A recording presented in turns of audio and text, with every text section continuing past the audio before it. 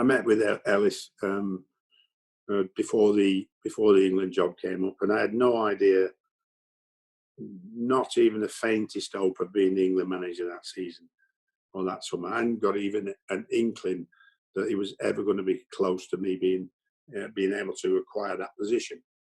Me and Ellis had met privately in London, and I'm a big man on sitting together and getting everything out in the open. Yeah. Ellis is a straight talker, so am I. I think that's probably why we had a mutual respect for each other. So we hammered out the way forward for the next season.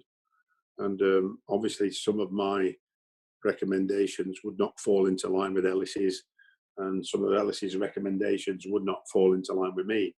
So we were, I wouldn't say we totally put that to bed and agreed on which way we're going, but we certainly did about 65-70% of where we had to go. And of course, from my point of view, it was about,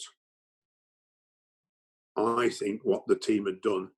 We couldn't rest on our laurels and say, we have now got a team that's lost 2 in 10 or 3 in 15. If we stay as we are, that won't continue next season.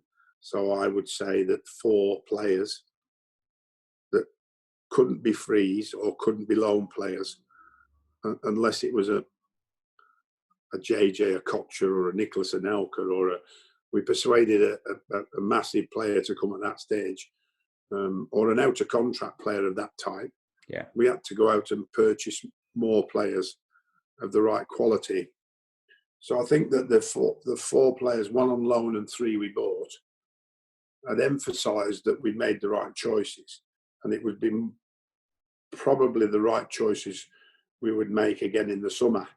Because obviously from Ellis's problem, and I could understand this, there had been some bad choices previously where players had arrived, hadn't performed to their level, and actually left with the club losing vast amounts of money they'd actually paid. And that was a particular problem that Sunderland had at that particular time.